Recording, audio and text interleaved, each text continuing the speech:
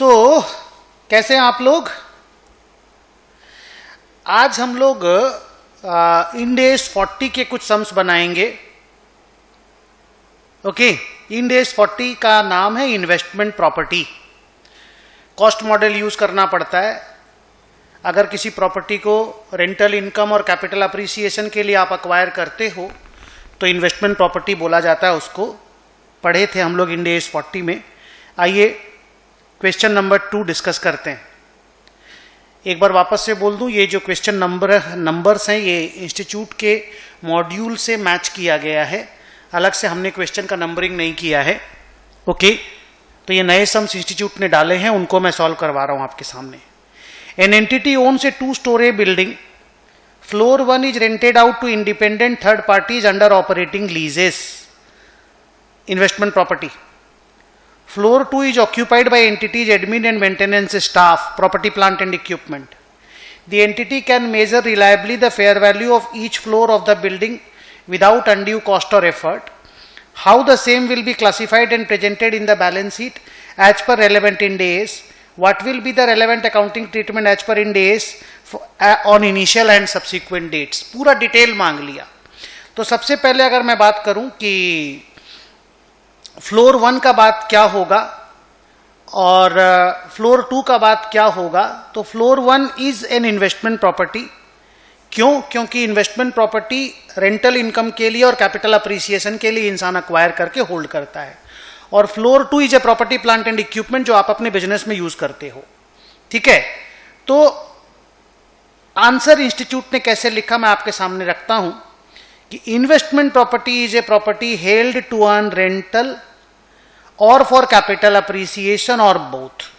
They are not held for use in the production और supply of goods and services, sale in the ordinary course of business. If the asset is held for sale in the ordinary course of business, it is inventory. If the asset is held for use in the production or admin purposes, it is property, plant and equipment. तो लिखा property mentioned in A above would be covered under Ind AS property, plant and equipment. ये वाला बात जो मैंने आपको बोला। अब देखिए, on applying the above provision, अब आंसर स्टार्ट होता है। पहला पैराग्राफ में इन्वेस्टमेंट प्रॉपर्टी का खाली डेफिनेशन दिया और अब आंसर स्टार्ट होता है। Floor 1 of the building is classified as investment property because it is held to earn rental. अब इन्वेस्टमेंट प्रॉपर्टी को मेजर कैसे करेंगे? आप पैरा चेंज कर दीजिएगा। Investment property should be measured initially at cost, thereafter upon cost model follow करेंगे। Thereafter we will follow cost model. However every year end fair value of the investment property को notes on accounts में disclose किया जाएगा। अब आया floor 2, तो floor 2 is held for maintenance staff and administrative purposes, so it is clearly property, plant and equipment. देखो लिखा, floor 2 is classified as property, plant and equipment at is held by admin staff, it is held for use. Ind AS 16 will be applicable. आप इसको पहले बार में तो cost पे major करोगे, there after cost model और इवैल्यूएशन मॉडल आपका option है, आप कैसे भी उसको ले सकते हो। सो ये 4 लाइन आपको लिख करके आना था। छोटा सा क्वेश्चन, इजी सा। आइए नेक्स्ट क्वेश्चन देखते हैं। Besides manufacturing plants, A limited had various other assets not used for operational activities. Free hold land है, टाउनशिप है, एक्सेस ऑफिस स्पेस है जो ABC एक्सेट्रा को रेंट पे दिया है, कुछ लैंड है जो वेकेंट है as per the government regulations which require that a specific area around the plants had be kept vacant. तो डिटेल एक एक करके दिया हुआ है। डिटेल हम लोग पढ़ेंगे। एक बार लास्ट लाइन में पढ़ लेते हैं कि इन्होंने हमसे मांगा क्या है। मांगा, determine the classification of the properties which are not held for operational purposes with suitable reasoning in the financial statement. मतलब क्लासिफिकेशन मांगा है कि किस तरह का असेट है और रीजन मांगा है। आइए पहला असेट का डिस्कशन करते हैं। अच्छा, इन्वेस्टमेंट प्रॉपर्टी का डेफिनेशन यही है, it is a property acquired या it is a real estate land and building acquired for earning rental and capital appreciation both, which is not held for use in the business purposes and which is not held for sale as inventory. तो ये definition लिखने के बाद आप normal answer करोगे। ए limited का office building है, registered office. A limited registered office in Delhi is a 15-story building on which 3 floors are occupied only by A Limited, whereas remaining floors are given on rent to other companies. Agreements are usually for 3 years. According to A Limited, such excess office space will continue to be let out for lease for external parties. No plans to occupy it at least in the near future. तो एकदम clear है, पहला 3 property क्योंकि हम held for use है, पहला 3 store है या पहला 3 फ्लोर, तो उसको हम लोग प्रॉपर्टी प्लांट एंड इक्विपमेंट में लिखेंगे, बाकी का जो 12 फ्लोर है वो इन्वेस्टमेंट प्रॉपर्टी में लिखेंगे. देखते हैं इन्होंने क्या लिखा. वो एक्सेस ऑफिस के लिए लिखा है 12 फ्लोर के लिए. Excess portion of office space which is given on lease to earn rental income. Out of 15-story building, only 3 floors are occupied. Such excess space are constructed for letting out. According to A Limited, such excess office space will continue to be let out on lease to external parties and have no plans to occupy it in near future. Further, office space given on rent, although in the same building, is separately identifiable from the property plant and equipment, owner occupied asset भी बोलते हैं, and hence can be sold separately. Hence the asset will classify to be an investment property. 12 floor investment property है. अगली asset का नाम देखते हैं.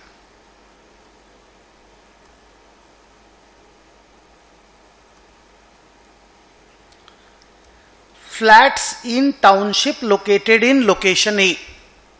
As regards township in location A, there are approximately 2000 flats. It was built primarily for A Limited's employees. Hence, approximately 80% of the flats are allotted to employees and remaining flats are either kept vacant or given on rent to the external parties. तो 80% मतलब 1600 flat property plant and equipment होगा, 400 flat investment property होगा. पढ़ते हैं आगे. Lease agreement is signed between A Limited and individual party for every 12 months. That is 1st April to 31st of March. Lease is a cancelable lease. Besides monthly rent, additional charges are levied by A Limited on account of electricity, water, cable connection. There is no intention of selling such excess flat or allotting to employees. So very clearly they are held for rental and capital appreciation. हालांकि capital appreciation वाली बात आप छोड़ भी सकते हो, but investment property के सारे कैरेक्टरिस्टिक मौजूद हैं इन दोस 400 फ्लैट्स. देखते हैं क्या लिखता है वो.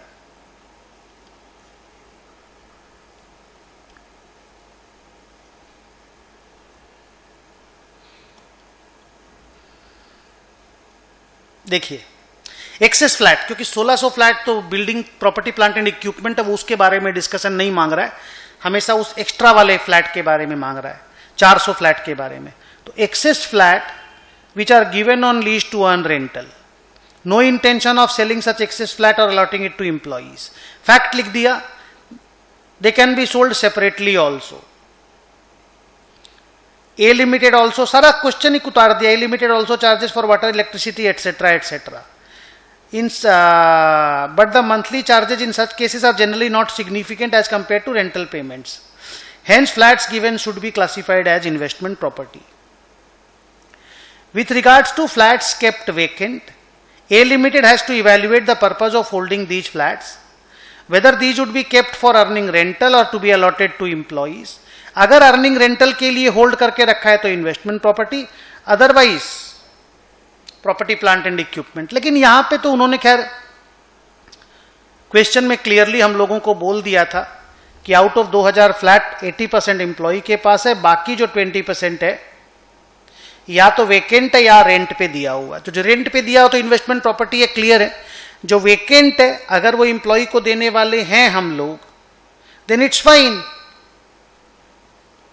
लिखा देख, according to A limited there is no intention of selling such excess flat और allotting to employees.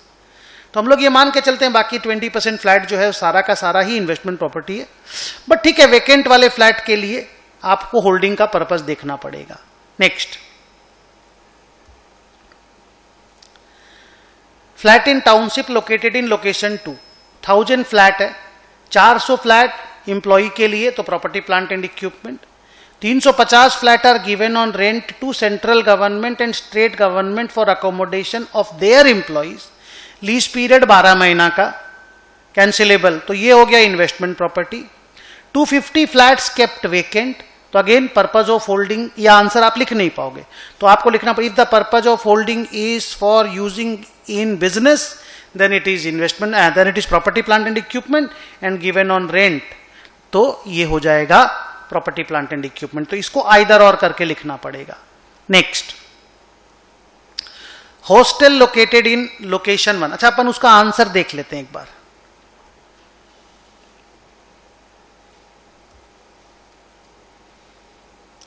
$350 flats given on lease are investment property. जो फ्लैट वेकेंट है पता करना पड़ेगा रेंटल के लिए है या एम्प्लॉय के लिए है। अगर रेंटल के लिए है तो प्रॉपर्टी, अगर एम्प्लॉयज के लिए है तो प्रॉपर्टी प्लांट एंड इक्विपमेंट। तो सेम ही लाइन लिखा है जो हम लोगों ने डिस्कस किया।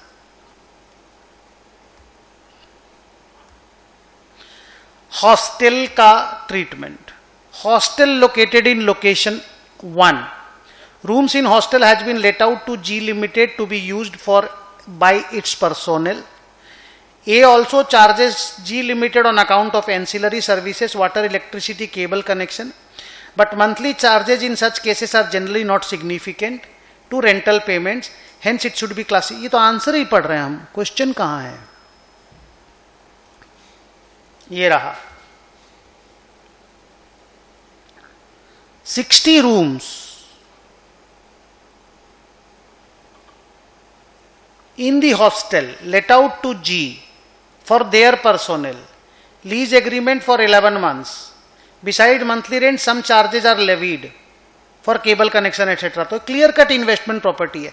अच्छा, इसमें जो बार बार जो थोड़ा अदर एम्यूनिटीज प्रोवाइडेड है, अगर वो होटल रूम जैसा होता, आपने पढ़ा होगा, अगर वो होटल रूम जैसा होता जहां पे अदर एम्यूनिटीज बहुत सिग्निफिकेंट है, रेंट बहुत इनसिग्निफिकेंट है, तो फिर हम लोग उसको बिजनेस मान करके प्रॉपर्टी प्लांट एंड इक्विपमेंट बोलते।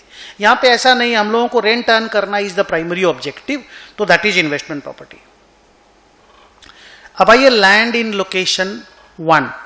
इन 2024 A purchased a plot of land in the outskirts of a major city.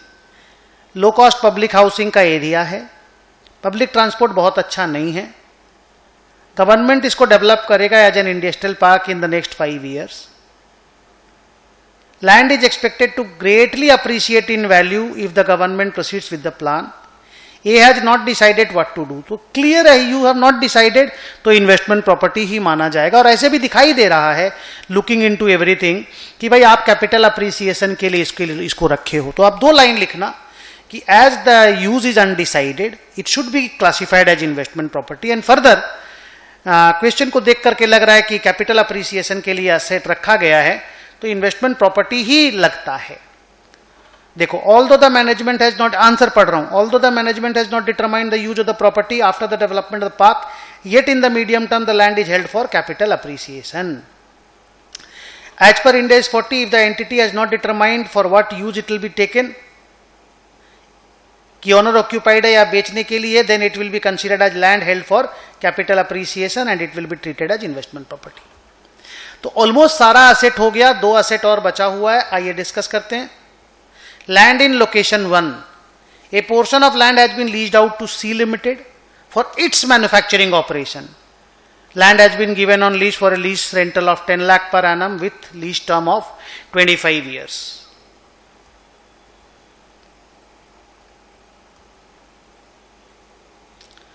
Land in location 1, land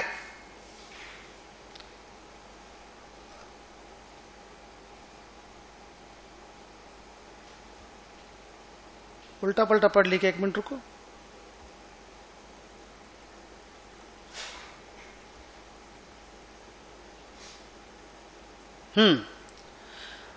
land has been given to C limited, तो यस, लैंड अगर आप lease पे दिए हो तो rent पे दिए हो तो it is an investment property.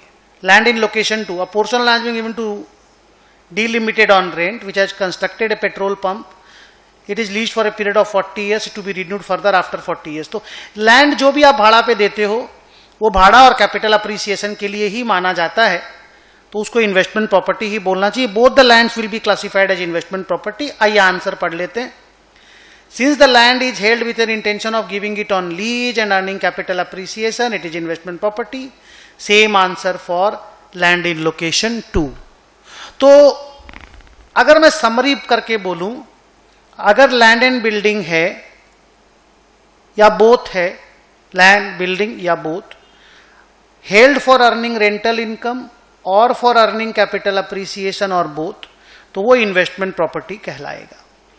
अपने यूज के लिए है तो वो प्रॉपर्टी प्लांट एंड इक्विपमेंट कहलाएगा। ऑर्डिनरी कोर्स ऑफ बिजनेस में बेचने के लिए है तो वो इन्वेंट्री कहलाएगा। बस इतने ही कैरेक्टरिस्टिक्स पे आपको आंसर करना है। और एक बात जो बार बार आपको वहां देखने मिला कि भाई हम लोग अदर एंसिलरी सर्विसेज भी प्रोवाइड करते हैं, जिसमें वो केबल वगैरह वगैरह वगैरह सिक्योरिटी वगैरह था। अगर वो सिग्निफिकेंट है तब तो वो प्रॉपर्टी प्लांट एंड इक्विपमेंट कहलाएगा। अगर वो इनसिग्निफिकेंट है तो फिर आप इन्वेस्टमेंट प्रॉपर्टी में ही कंटिन्यू करोगे। और ये सारा बात इंड AS 40 में डिस्कस किया गया है। So with this we come to an end of Ind AS 40, but साथ में इंड AS 105 भी कर लेते हैं, which is non current asset held for sale and discontinued operations.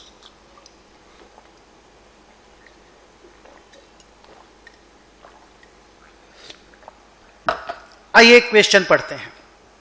X Limited acquires B Limited exclusively with a view to sell it and it meets the criteria to be classified as discontinued operation। तो साफ कर दिया, question में कोई doubt नहीं है। B Limited is a subsidiary which is acquired with an intention to be resold, so it is discontinued operations.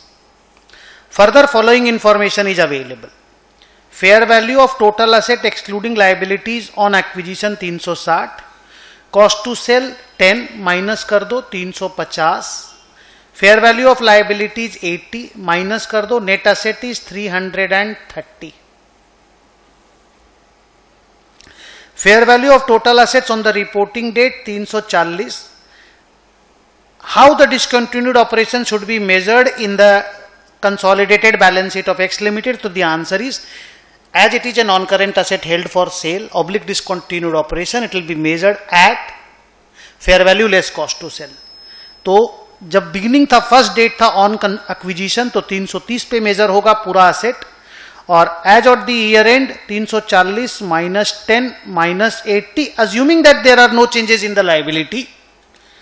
तो 340 minus 10 minus 80 is 250,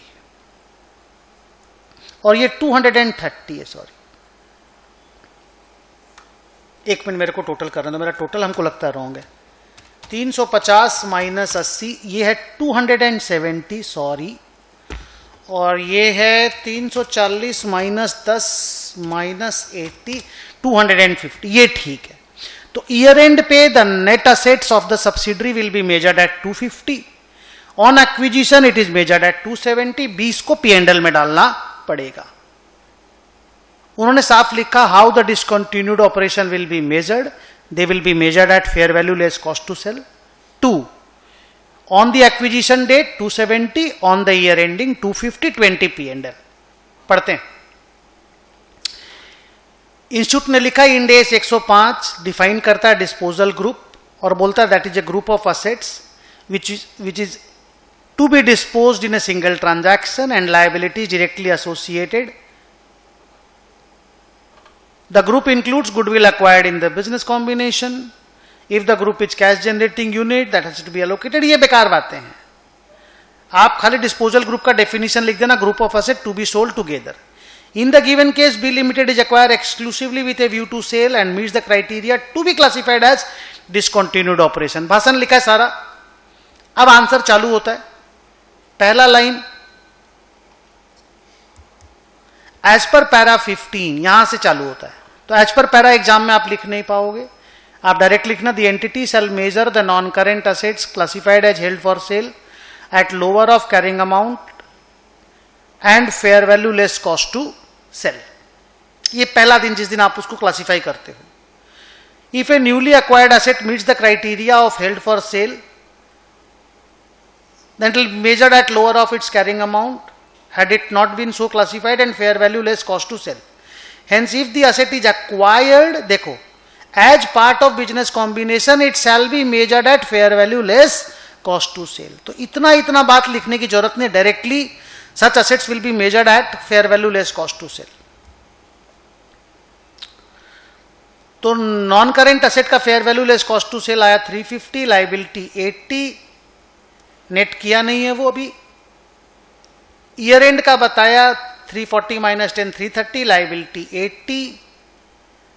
लिखा after the reporting date X limited sale present these assets and, हाँ balance sheet में इनको अलग अलग दिखाना पड़ता है separately from other assets, because जो भी assets and liabilities held for sale रहता है उसको disposal group asset, disposal group liability बोल के अलग से दिखाया जाता है. In the statement of profit and loss 20 will be recognized. So एकदम छोटा सा क्वेश्चन, राइटअप बच्चों में बार बार बोलता हूं इंस्टीट्यूट जितना लिखता उतना हम लोग नहीं लिख पाएंगे, बट मेन पैराग्राफ लिखना पड़ेगा जो मैंने जैसे डिस्कस किया. आगे question number 3, company A has a financial year ending on 31 March 2020. On 1 June 2020 the company has classified its division B as held for sale. Close हो गया बात. How the PPE for which the company has adopted cost model shall be measured immediately before the classification and held for sale as on 1 June 2020. तो ये before classification आपको उसका WDV पता करना पड़ेगा, और WDV पता करने के लिए आपको 3 महीना का डिप्रीसिएशन, 3 महीना भी नहीं 2 ही महीना है, 1/4/2020 का WDV देख लो, अप्रैल और मई का डिप्रीसिएशन माइनस कर दो, इमीडिएटली बिफोर सेल मांगा है वो, तो इमीडिएटली बिफोर क्लासिफिकेशन मांगा है, तो that will be measured at carrying amount less depreciation of 2 months. फिर इमीडिएटली जब वो क्लासिफाई होगा तो carrying amount and fair value less cost to sell whichever is lower पे रिकॉग्नाइज करेंगे. तो लिखा वो कि immediately before initial classification the carrying amount of the asset shall be measured in accordance with the applicable Ind AS. It should measure the PP in accordance with Ind AS 16. So depreciation shall be provided up to 31st May 2020. Sir after that वाला paragraph फिर वो उन्होंने नहीं लिखा क्योंकि खाली before he मांगा था. आप एक लाइन और कर देना, on the date of classification that asset as held for sale it will be measured at carrying amount and fair value less cost to sell whichever is lower. Question number 4, Company X has identified one of its division to be sold to a prospective buyer. Good. Board has approved the plan and sell the division on 30th of September. The sale is expected to be completed within 1 year. Very good. It is classified as held for sale. Cost to sell is 10 crores which will be incurred in March 2023. कुछ वक्त लगेगा. Fair value 400 on 30th of September 2021 and 500 at the end of the year, that is 31st March 2022. लिखा how such division will be measured as per Ind AS 105 following reporting date September में और March में. Considering the discounting factor for 1 year is this and 1.5 year is this. अब ये देखो, मैं अगर अलग अलग बात करूं, एक तो पहला लाइन लिख देना कि as per Ind AS 105 such assets are measured at fair value less cost to sell. ठीक है, मैंने वो लिख देना lower of carrying amount and fair value less cost to sell. तो कैरिंग अमाउंट तो दिया हुआ नहीं है, तो fair value less cost to sell पे मेजर करेंगे, और उसके बाद एवरी टाइम हम लोग उसको fair value less cost to sell पे ही मेजर करते जाएंगे.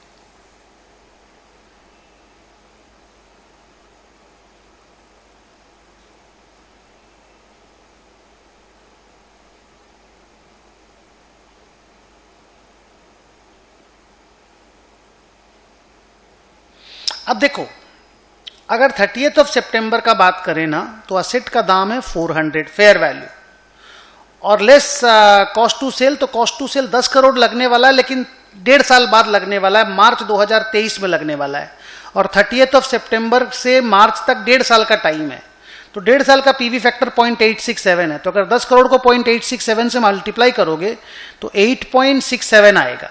तो 8.67 अगर मैं माइनस करता हूं 400 करोड़ माइनस 8.67 तो आता 391.33।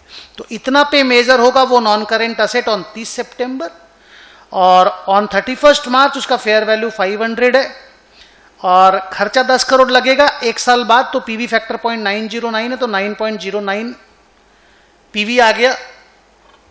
माइनस करेंगे तो 500 माइनस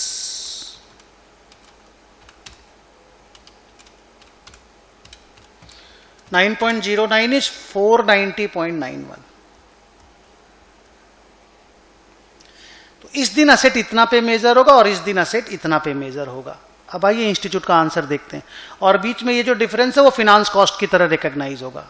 ये देखिए 391.33 ये रहा आंसर, और ये देखिए 390.91 400 माइनस 9.09। तो मैं पढ़ता हूं आपके लिए। The disposal group will be measured at fair value less cost to sell as follows. The disposal group will be measured on 31 March as this. फिर लिखा था increase in the cost to sell, जो कि 8.67 से 9.09 हुआ 0.42, that will be recognised in the profit and loss as finance cost. So investment property पे और non current asset held for sale पे ये दो तीन नए क्वेश्चन उन्होंने ऐड किए, और हम लोगों ने इनको कंप्लीट किया। अब अगले क्लास में बाकी के इंडेस को हम लोग कंप्लीट करेंगे। Thank you very much, bye bye, take care.